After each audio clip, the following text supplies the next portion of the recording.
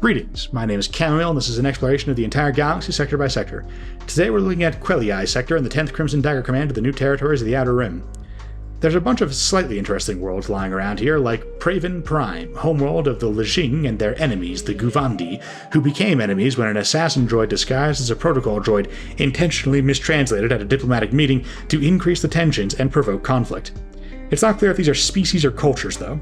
There's definitely other species here, but also this is one of the sectors added during the Crusade of the Wilds in the Pius Dea era of the early Republic, when the Contespex dynasty had controlled the Supreme Chancellorship for like 30 terms in a row, and used high human culture as a justification for forcibly incorporating lots of alien species into the Republic.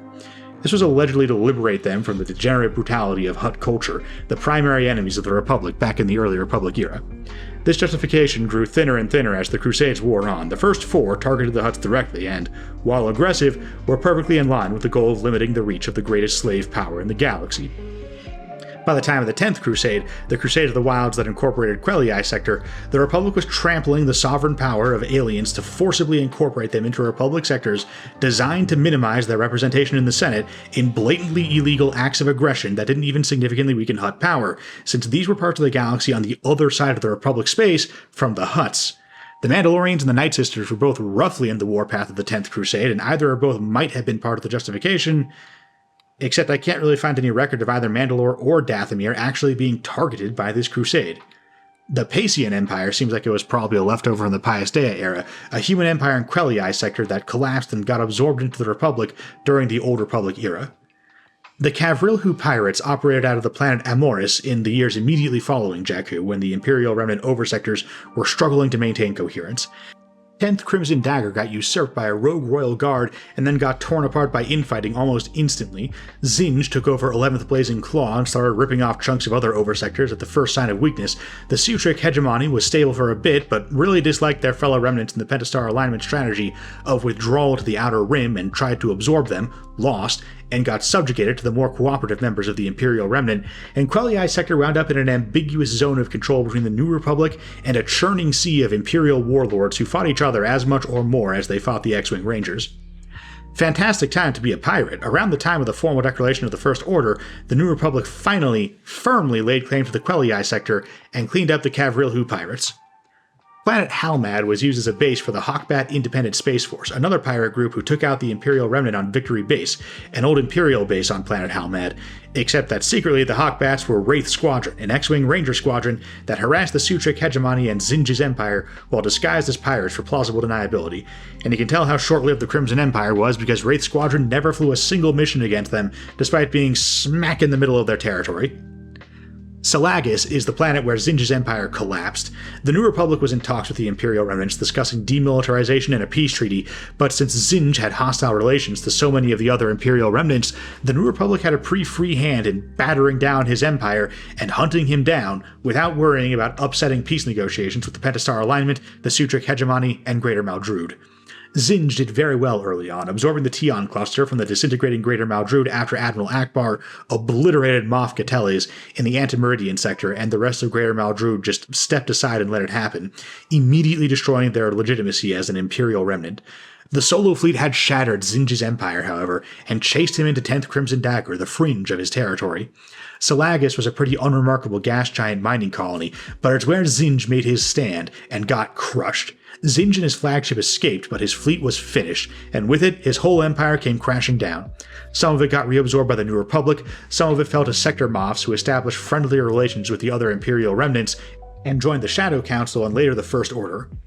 Drakmar is home to the Drakmarians, a methane-breathing reptilian species who fancied themselves regional powers like the Mandalorians.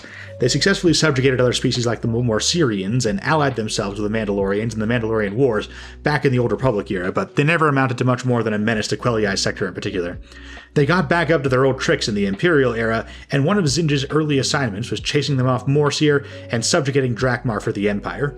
Morsir is not the homeworld of the Morsirians. Morsirian is an exonym given to the species by outsiders based on the name of their prominent colony world of Morsir, but their homeworld's name and location is unknown and may not even be in Quelii Sector. The Empire wanted to know, basically just because they hate the idea of other people having secrets, and got pretty aggressive about finding out. This drove the Morsirians and the Drakmarians into the Rebel Alliance together, despite their animosity towards one another.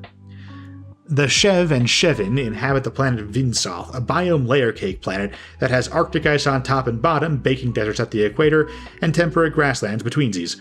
The Shevin are like 90% mouth, and while the Shev are humanoid slaves with pale skin and bumpy ridges on the head. You'd think a slave power in the middle of Republic space would have some kind of history, but Vinsoth seems to have flown under the radar completely. Also native to this sector are the Wool-Kabashites of planet Wool-Kabash. They're sentient plasma-eating slugs who feed on starships, kind of like intelligent Minox without wings. No real history to them, though, kind of like the Shev and the Shevin. There's two big species I've been holding out on, though. The first is the Cathar of planet Cathar.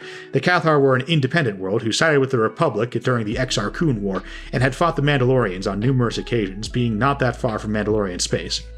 The Mandalorians and their Sith allies lost that war, and when they started preparing an invasion of the Republic in response, Cathar was one of the first targets of their Neo-Crusader revenge trip.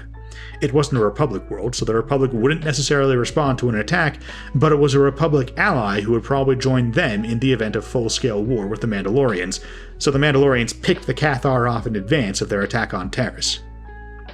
The Cathar were subjugated, enslaved, and over the course of the Mandalorian Wars, the Revan War, and the war with the Sith Triumvirate, almost completely exterminated. The massacres of the defeated Cathars is what led then Jedi Revan to break with the Jedi Order's command to stay out of the war and turn their lightsaber against the Mandalorians. And finally, the Night Sisters of Dathomir.